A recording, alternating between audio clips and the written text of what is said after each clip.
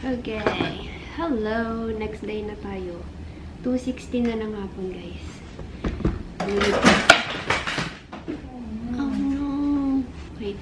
Nalaglag yung kortina. Okay. Hello. Good afternoon. Hapon na, guys. 2:18 na. Nakabihis na ako kasi manonood kami nga ng sine. Siya na lang inaantay ko. So, while waiting, sakto, dumating na yung Bath and Body ng mga in-order ko. So, i-unbox ko na lang siya. Kasi nabibihis pa naman. Kasi kakarating lang niya. And then later, meron ulit akong ipipick up na Bath and Body naman. Actually, yun yung una kong in-order. For pick up siya kasi konti lang yun. Parang 2 days after kong mag-order. May mga items na nag-sale ulit. And this time, naabot ko na yung shipping. No, not shipping. Minimum para maka-free shipping. So, nauna itong dumating. So, mamaya, after mag-sine, diretso akong WTC. Kasi yun lang yung pinakamalapit na Bath and Body store. And guys, sobrang swerte ko dito kasi nakaabot ako ng tig 29 na kandila. Ito na yung pinakamababang aabutin ng mga ganitong candles. 110 original price na.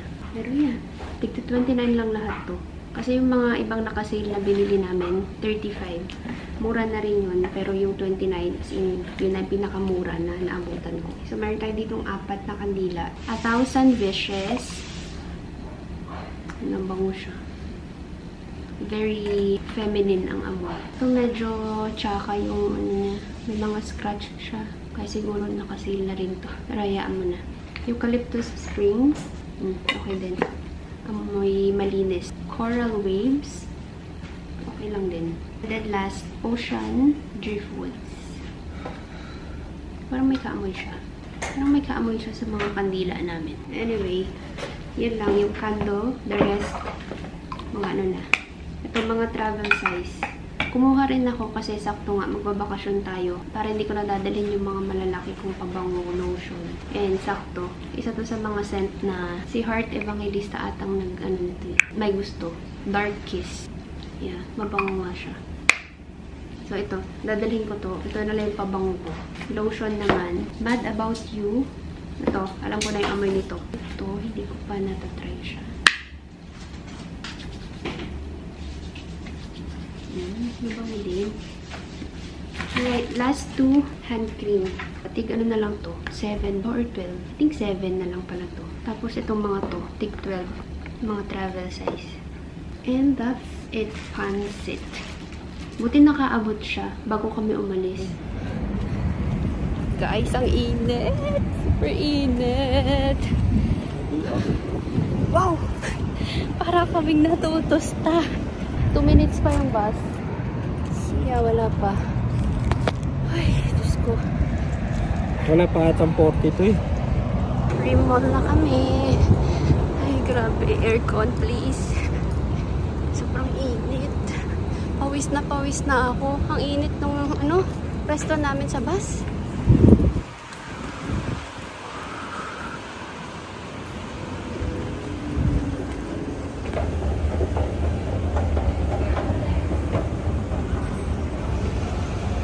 Sama ko naman ang video yung Snow World. Ito yung Snow World, guys. Kaso sobrang mahal. Parang 250 ata isa.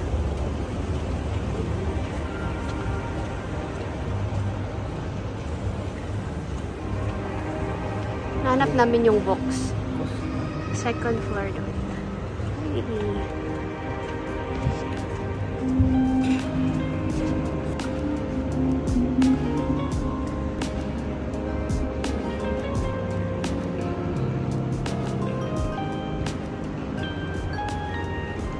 Sa pinakadulo. Walang tao, guys, kasi weekdays. O sa anong oras pa lang. Usually, gabi naman yung mga dito, mga tao. Bili lang kami yung ticket and then siguro mag-ikot muna kami sa Carrefour. Kasi I think 4:30 pa yung movie.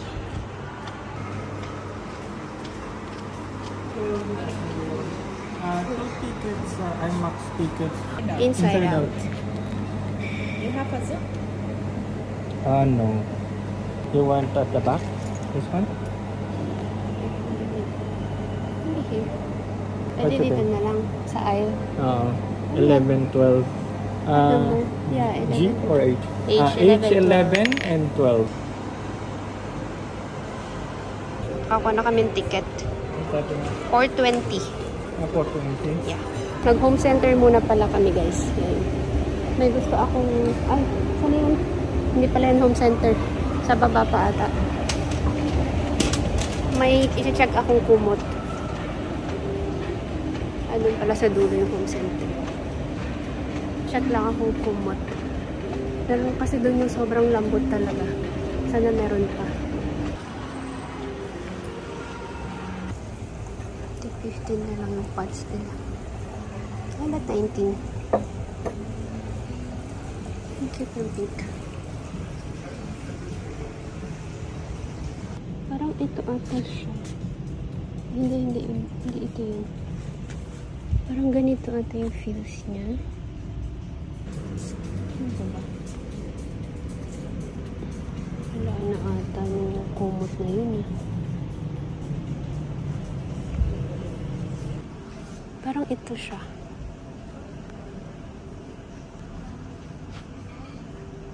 Kaso konti nga lang yung options. Ito lang.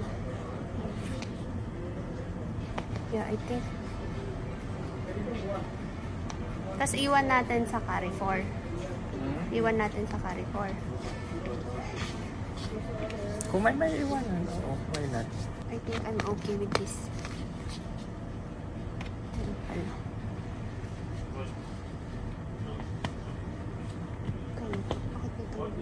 Parang gusto ko yung pink. Kasi yung kumot nating isa, ganito na. Ganito siya, oh. Pink. Okay, done sa home center. Next na talaga, Carrefour. Ay, saan na yun? Sa likod. Tapos na kami sa Carrefour, guys. Saglit lang kami dun. Wala kaming nabili. So, diretso kami dito sa McDo. Meron pa kaming less than 20 minutes para mag-merienda. So, maliit na price lang and then Spanish latte. So, bibili pa kami popcorn mamaya. Punta na kami sa cinema. Anong oras na eh? 4:05. Ayan na, oh. Ayan na yung preview, oh. Inside Out 2. Sino kaya ang unang iiyak? We got our popcorn and slushy. Anong oras na? 4:12 na. Ang laki pala ng popcorn. Regular lang ito, pero super laki. Anyway, let's go.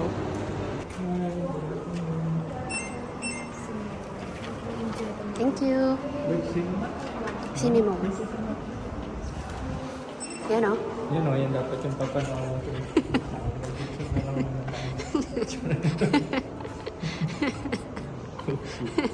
Ayan kasi, oh. Yan, oh. Dapat yan. Oh, see? Si Joy.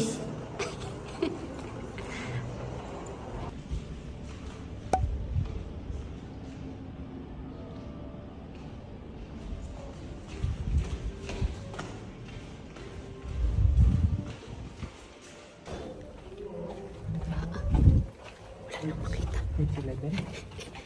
11:12. Ang dilim na.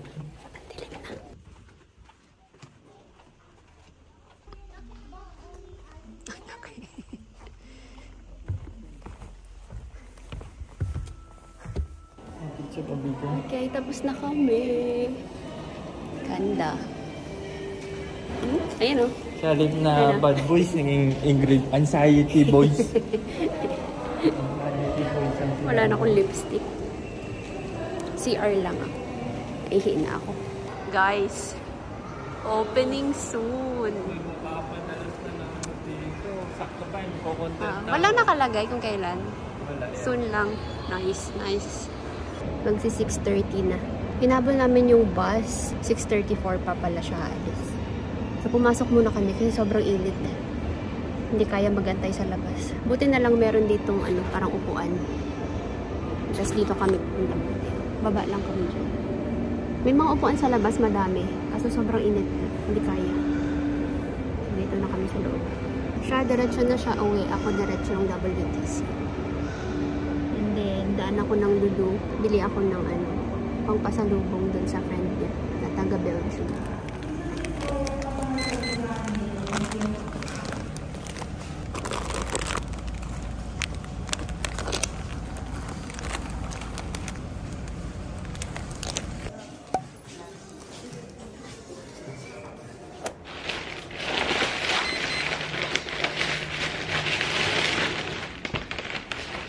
Bahay na pala ako, guys.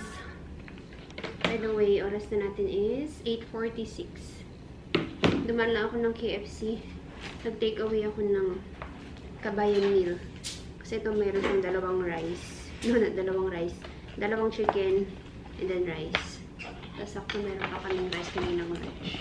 Guys, it's 10:30 and pina-finalize ko na yung luggage ko. Kung may maingay pala ha, may quick wash kami dun. Nag-start ako mag-impake no Sabado. Medyo mahirap kasi ang dami kong gustong dalhin na damit. And then nagdala ako ng cardigan, 2. Tapos yung isang coat ko, medyo malaki kasi yun. So yun na lang yung gagamitin ko pang biyahe. Papunta and then pabalik. Yung green na from Trendyol. Hindi ko na to na-vlog nung nag-ano ako kung ano yung mga damit na dinala ko. Pero makikita nyo na lang yun kapag andun na tayo. Kasi, syempre, papakita ko sa inyo yung mga outfit per day. So, meron ako dito 1, 2 na pouches. Ito, lahat to is pang-alis. And then, yung pang-bahay, andito na siya. Undies, tapos medyas. Ito naman yung mga bra. Ayan. Bumili ako ng mga ganito sa Temu, yung pang vacuum seal sana. Kaso, medyo malaki yung nakuha kong size. Masyado siyang malaki para dito sa luggage. Buti na lang, bumili din ako ng mga ganito. Mga packing cubes. Kasi hindi ko ito magagamit. Gamitin ko na lang siya na storage ng mga ano namin. Mga pang dito sa bahay, mga kumot, kobrekama, towels, ganyan. Andito yung mga makeup ko. Actually, alam niyo naman na to kung ano yung mga ginagamit ko. Hindi ko pa na-impake lahat eh. Yung mga gagamitin pa namin, wala pa. Hindi ko pa siya mailalagay. Bukas pa. Like mga toothbrush, ganyan. This one, body wash. Ito naman is lotion. Ito yung mga from Bath and Body. Isa to sa mga pinick up ko kanina. Parang bagong scent ata nila to. Luminous. Mabango din siya.